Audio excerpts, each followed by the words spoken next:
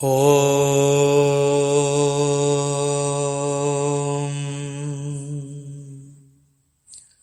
കർമ്മണ്യ കർമ്മയ പശ്യേത് അകർമ്മണീച്ഛ കർമ്മയ സ ബുദ്ധിമാൻ മനുഷ്യേഷു സ യുക്തഃ കൃത്സ്ന കർമ്മകൃത്.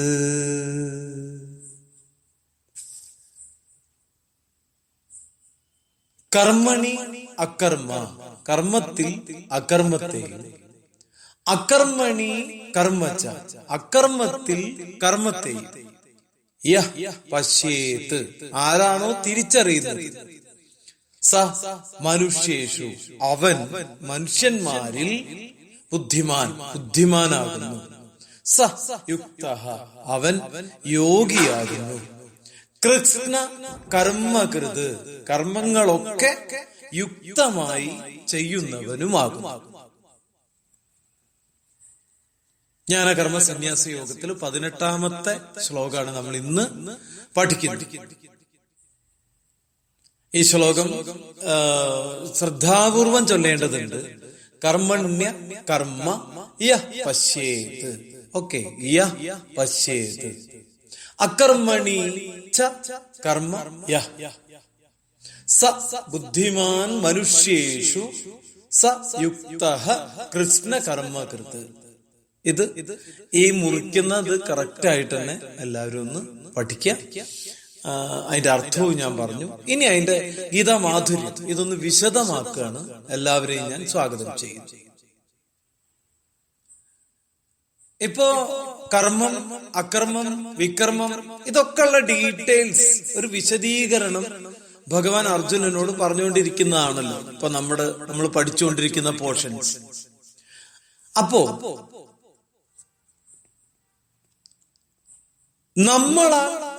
എങ്ങനെയാണ് കർമ്മം ചെയ്യപ്പെടുന്നത്?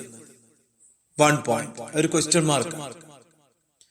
ആഗ്രഹം മൂലം മനസ്സിൽ ഒരു സങ്കല്പം ഉണ്ടാവും. സങ്കല്പത്തിൽ നിന്നും കർമ്മം ചെയ്യുവാനുള്ള പ്രേരണ ഉണ്ടാവും. യാഥാർത്ഥ്യമാണ് അല്ലെ? ഭക്ഷണം കഴിക്കുക എന്ന കർമ്മത്തിന് മുമ്പ് ഭക്ഷണത്തെ പറ്റിയുള്ള സങ്കല്പം മനസ്സിൽ തെളിയാറില്ല. ചില കുഞ്ഞുങ്ങള് അല്ലെങ്കിൽ മുതിർന്നവരൊക്കെ രാവിലെ അടുക്കളയിൽ എണീറ്റ് വന്ന ഉടനെ ചോദിക്കും, ഡേ ഇന്ന് എന്താ ചായക്ക്? അപ്പോ പറയും ഇഡ്ഡലി. ഇഡ്ഡലിക്ക് എന്താ? സാമ്പാറ്. ഓക്കെ. അപ്പൊ നമ്മൾ പല്ല് തേക്കാൻ നിൽക്കുമ്പോഴും മറ്റു കാര്യങ്ങളെല്ലാം ചെയ്യുമ്പോഴും നമ്മുടെ മനസ്സിനുള്ളിലുള്ള ചിന്ത ഇഡ്ഡലി സാമ്പാർ. ഓ, നമ്മൾ വെച്ച സാമ്പാർ നന്നാവോ?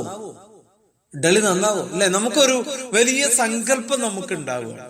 അന്നത്തെ ചിന്തയ്ക്ക് വേണ്ടിയിട്ടുള്ള സങ്കല്പം. അങ്ങനെയുള്ള പ്രേരണയാൽ വന്നിട്ട് നമ്മൾ ഭക്ഷണം കഴിക്കുക. അപ്പോഴാണ് അത് കൂടുതൽ കഴിക്കുക. കാരണം നമുക്കൊരു ഉൾപ്രേരണ ഉണ്ടായിരുന്നു. ഇതൊന്നും മൈൻഡ് ചെയ്യാത്തവരൊക്കെ ഉണ്ട് കേട്ടോ. എന്താ ഉണ്ടാക്കി അതിരുന്ന് കഴിക്കാന്ന് പറയുന്നവരൊക്കെ ഉണ്ട്. അത് വേറെ കാര്യം. പക്ഷെ അവരെന്നും അങ്ങനെ ആവില്ല. അങ്ങനെ ഒരു പ്രത്യേകത അതിൽ കാണാൻ പറ്റും. ഓരോ പ്രവൃത്തിയും ചെയ്യുമ്പോൾ ആ പ്രവൃത്തിയുടെ സങ്കല്പം ആദ്യം മനസ്സിലുണ്ടാവും. അല്ലെ? ഒരാളെ പണ്ട് എന്താ പറയാ, ഗണപതിയുടെ വിഗ്രഹം ഉണ്ടാക്കാൻ പറഞ്ഞു. അയാള് വിഗ്രഹം ഉണ്ടാക്കി വന്നപ്പോ ഒരു കുരങ്ങന്റെ വിഗ്രഹമായി. അപ്പൊ അയാളോട് ചോദിച്ചു, ഇതെന്താ ഇങ്ങനെ ആയി? അപ്പൊ അദ്ദേഹം പറഞ്ഞ മറുപടി സിമ്പിളാണ്, എന്റെ മനസ്സിലെ ഗണപതി ഇതാണ്. അല്ലെ? അദ്ദേഹത്തിന്റെ സങ്കല്പം അതായിരുന്നു, അതങ്ങനെ ആയിപ്പോയി. അപ്പൊ സങ്കല്പത്തിന്റെ പിന്നിൽ ഉണ്ടാകുന്നത് എന്താ? കാമം അഥവാ അത്യാഗ്രഹമാണ്. അല്ലെ? അതിന്റെ പൂർത്തീകരണമാണ് കർമ്മം എന്ന് പറയുന്നത്. ആ അത്യാഗ്രഹത്തിന്റെ പൂർത്തീകരണമാണ് കർമ്മം. അപ്പോ കർമ്മം ചെയ്യാതിരിക്കണമെങ്കിൽ എന്ത് വേണം? ആഗ്രഹം ഇല്ലാതാവണം, അല്ലെങ്കിൽ അത്യാഗ്രഹം ഇല്ലാതാവണം. കർമ്മരാഹിത്യത്തിന് കാമരാഹിത്യം ആവശ്യമാണ്. കർമ്മമില്ലാതാവണമെങ്കിൽ കാമം ഇല്ലാതാവണം. കാമമില്ലാതായാൽ മാത്രമേ കർമ്മം ഇല്ലാതാവുന്നുള്ളൂ. അല്ലെ? എത്ര കൃത്യമായ വിവേചന നോക്കണേ. ഈ കാമരാഹിത്യം വാസ്തവത്തിൽ ഒരു പരമാത്മഭാവമാണ്. കർമ്മം ചെയ്യുമ്പോൾ ഞാനല്ല ഇത് ചെയ്യുന്നതെന്നും എന്നെ കൊണ്ട് ഭഗവാൻ ചെയ്യിക്കുകയാണെന്നുമുള്ള ചിന്ത ഈ കാമത്തിലുള്ള അക്രമത്തെയാണ് സൂചിപ്പിക്കുന്നത്. അങ്ങനെ വരുമ്പോ നമ്മുടെ ശരീര മനോബുദ്ധികളാണ് കർമ്മം ചെയ്യുന്നതെന്നും ആത്മാവായ ഞാൻ കർമ്മരഹിതനാണെന്നുമുള്ള അവസ്ഥയാണ് അവിടെ ഉണ്ടാകുന്നത്. അപ്പോ കർമ്മത്തിൽ അക്രമത്തെ കാണുക എന്നതുകൊണ്ട് ഇതാണ് അർത്ഥമാക്കുന്നത്. ഞാനൊരു ഉദാഹരണം പറയട്ടെ, സിമ്പിളായിട്ട് മനസ്സിലാവാൻ.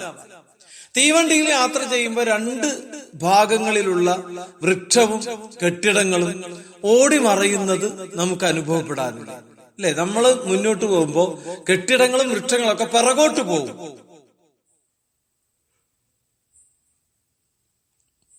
ഇത് നമുക്കൊരു അനുഭവമാണ്.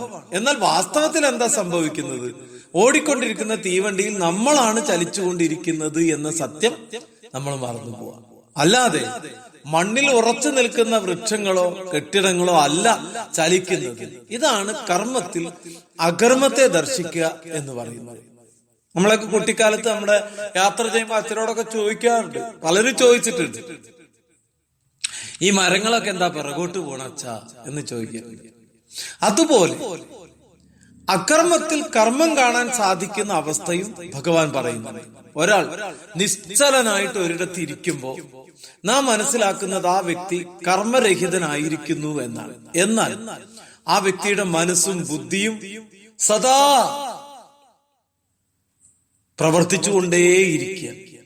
ഗാഠമായി ചിന്തിക്കുമ്പോൾ മനുഷ്യൻ നിശ്ചലനായി. ഭാവന വാസ്തവത്തിൽ അന്തർമണ്ഡലത്തിലെ കാമമായിട്ട് കാണും. ശരീരം കർമ്മമല്ല.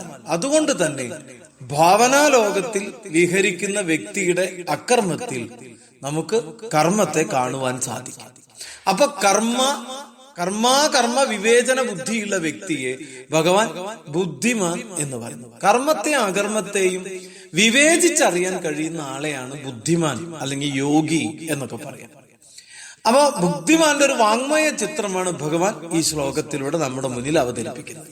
സാധാരണക്കാരെ പോലെ കർമ്മങ്ങൾ ചെയ്തും എന്നാൽ കർമ്മങ്ങൾ താനല്ല ചെയ്യുന്നത് എന്ന ഭാവത്തോടെയും വെറുതെ ഇരിക്കുമ്പോൾ മാനസികമായും ബുദ്ധിപരമായും പ്രവർത്തിക്കുന്നു എന്ന തത്വത്തെ ഇവിടെ പ്രതിനിധാനം ചെയ്യുകയാണ് ചെയ്യുന്നത്. അപ്പൊ സൂക്ഷ്മമായിട്ടുള്ള നിരീക്ഷണം നടത്താൻ നമുക്ക് സാധിക്കും. ഭഗവാൻ ഒരു കൃത്യമായ തത്വമാണ് ഇവിടെ നമ്മുടെ മുന്നിൽ വെക്കുന്നത്. കർമ്മത്തെയും അകർമ്മത്തെയും വേർതിരിച്ചറിയാൻ കഴിയണം നമുക്ക്, അർജുനന്മാരായ നമുക്ക്. നമസ്തേ, നാളെ കാണാം.